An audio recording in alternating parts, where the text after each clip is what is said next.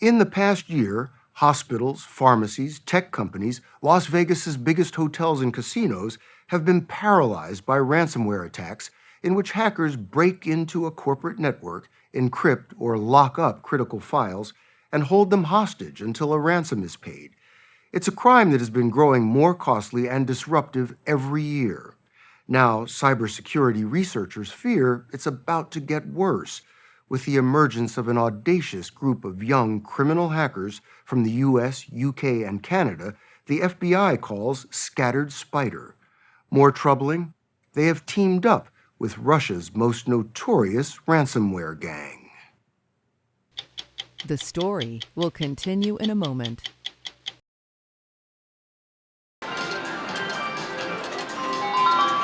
This past September, one of the most pernicious ransomware attacks in history was unleashed on MGM Resorts, costing the hotel and casino giant more than $100 million. It disrupted operations at a dozen of the most renowned gaming palaces on the Las Vegas Strip: MGM Grand, Aria, Mandalay Bay, New York, the Bellagio. Anthony Curtis is a Las Vegas fixture. He's so good at counting cards, he's been banned from card games here. He now publishes the Las Vegas Advisor, a monthly newsletter on all things Vegas.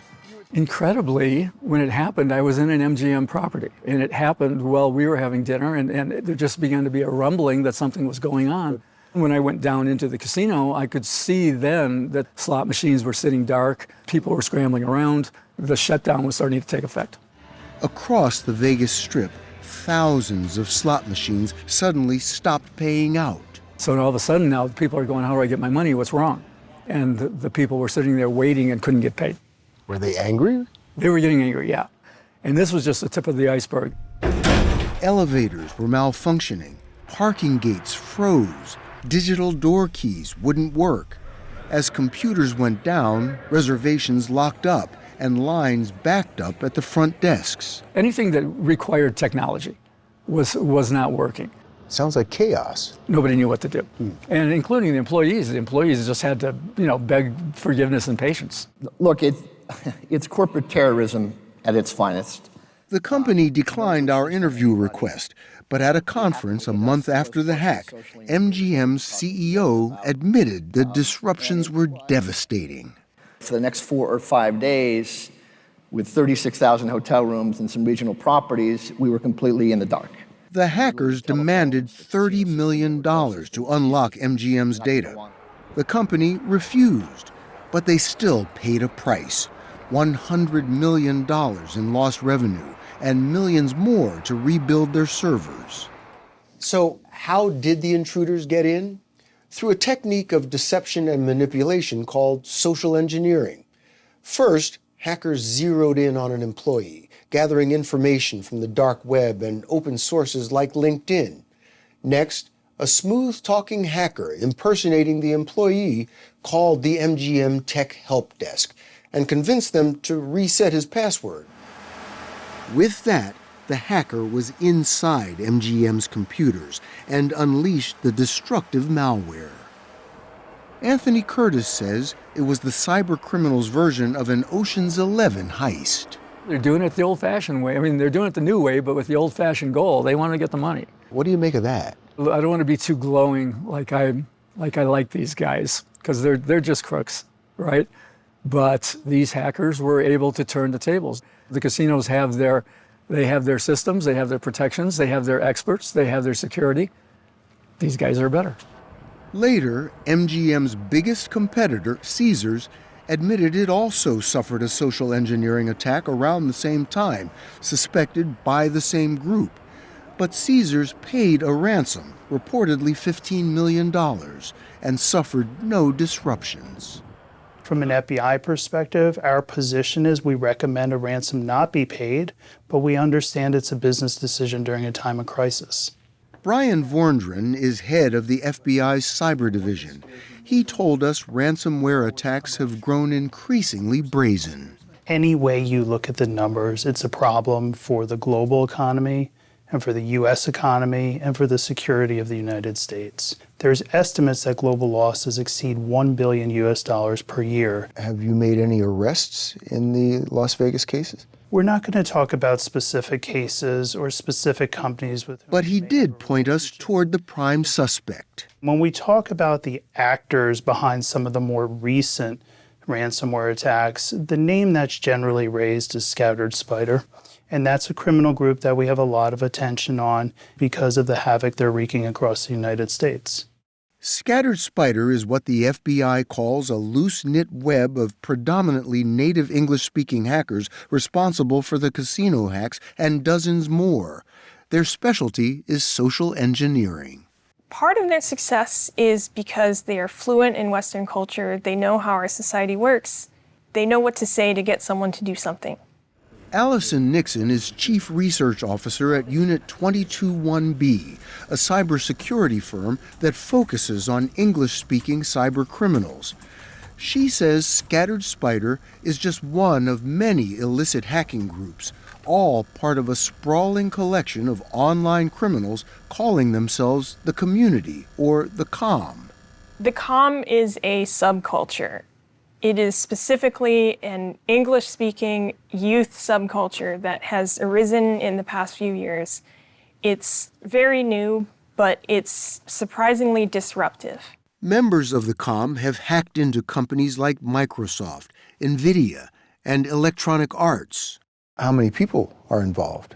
Years ago, it was maybe a few hundred people, but since 2018, the population has exploded because of the money coming into these groups. And there's thousands of people involved at this point. How are they connected? They connect over the internet, social spaces where people hang out, gaming servers. It's almost analogous to like maybe the back alley where the bad kids hang out, but on the internet. How old are we talking about? Males under the age of 25. Under 25 down to how young? Like 13, 14. Involved in pulling off major crimes. Yeah. Members communicate and post pictures on messaging apps like Telegram. Their chatter, a toxic stew of racism, sexism, boasting about the money they've scammed and how menacing they are. There are these toxic online spaces where young people can socialize and mingle with criminals and gang members. And the end result of all of this is this online subculture has formed that glorifies crime, that measures one's personal worth by how much harm they can cause the world. Scattered Spider is one of the most sophisticated offshoots of the Comm. Their criminal exploits caught the attention of cybersecurity companies and other hackers, including the most notorious Russian ransomware gang, Black Cat. They saw the young native English-speaking Westerners as a force multiplier. Both claimed credit for the MGM attack. Historically speaking, Russian cybercriminals did not like working with Western cybercriminals. There was not only a language barrier, but also they kind of looked down on them and viewed them as unprofessional. The Russian and Western hackers met in the shadowy corners of the dark web and now are powerful partners in crime. Scattered Spider uses its English and social engineering skills to break into Western companies' networks. Black Cat provides its experience and its malware, used in some of the most shocking ransomware attacks, including the 2021 attack on Colonial Pipeline, which caused gas shortages up and down the East Coast, and this year's attack on United Health Group, which disrupted pharmacies nationwide. The State Department is offering a $15 million reward for information on Russia's Black Cat. This is Black Cat's data leak site. John DiMaggio, a former analyst at the National Security Agency, now investigates ransomware as chief security strategist for the cybersecurity company Analyst One. So there's a term, it's called ransomware as a service, that's been given to the structure and the format of these gangs. DiMaggio says ransomware as a service has taken the crime to a new level. The long-established Russian gangs like Black Cat offer their services, malware, experience negotiating ransoms and laundering money to what they call affiliates, like Scattered Spider. So in return, when a victim pays an extortion, the profit that comes from it is now shared amongst those criminals. The most successful Russian gangs are run like legitimate companies, with easy-to-navigate online platforms, 24-hour service desks, even human resources to hire software developers. There are people that specialize in developing malware and ransomware, and they're in very high demand. You said you've gotten to know some of these people. Yes. Are they mostly young men? The leadership are people in their 40s, late 30s.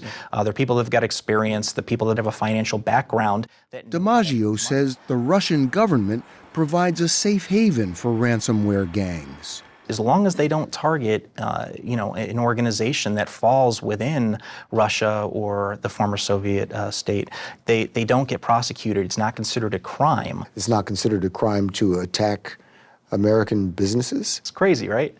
That's how it works, though. So it's like they operate with impunity. 100%. That's the whole reason why this is such a popular crime. Russian ransomware has become such a threat, the elite cyber warriors at the National Security Agency have joined the fight.